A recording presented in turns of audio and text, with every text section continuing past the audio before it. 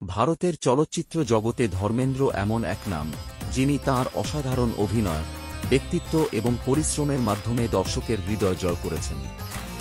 তিনি হিন্দি চলচ্চিত্রের অন্যতম জনপ্রিয় ও সফল নায়ক হিসেবে স্বীকৃত।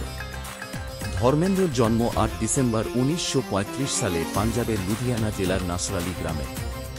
তাঁর পুরো নাম ধর্ম সিং দিওল। ছোটবেলা থেকেই সিনেমার প্রতি তাঁর গভীর আগ্রহ ছিল।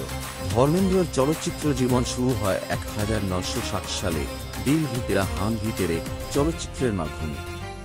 প্রথম দিকে তিনি রোমান্টিক চরিত্রে অভিনয় করে জনপ্রিয়তা অর্জন করেন।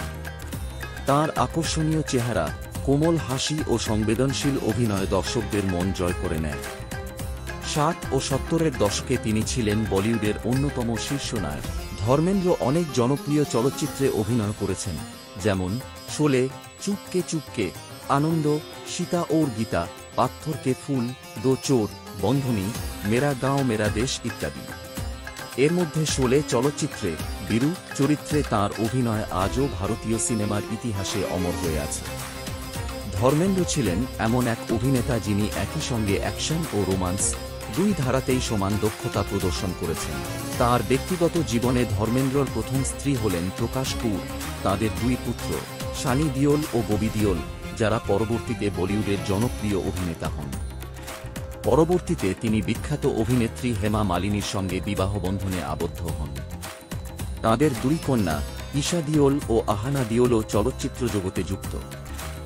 ধর্মেন্দ্র কেবল অভিনেতা নন, তিনি একজন প্রযোজক ও সংসদ সদস্যও ছিলেন। তিনি ২০০৪ সালে ভারতীয় জনতা পার্টির হয়ে রাজনীতিতে অংশগ্রহণ করেন এবং রাজস্থানের বিকানের থেকে সংসদ নির্বাচিত হন। চলচ্চিত্র জীবনে তাঁর অবদান অমূল্য। তিনি বহু পুরস্কারে ভূষিত হয়েছেন, যার মধ্যে উল্লেখযোগ্য হল ফিল্মফেয়ার লাইফটাইম অ্যাচিভমেন্ট অ্যাওয়ার্ড। তাঁকে প্রায়ই হিন্দি সিনেমার হ্যান্ডসাম হিরো বা হিম্যান অব বলিউড বলা হয়। ধর্মেন্দ্রর জীবন এক প্রেরণার গল্প।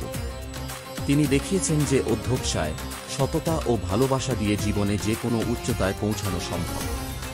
আজও তাঁর সিনেমা, সংলাপ ও হাসি দর্শকদের মনে অমর হয়ে আছে। তিনি শুধু একজন অভিনেতা নন, বরং ভারতীয় সিনেমার এক জীবন্ত কিংবদন্তি।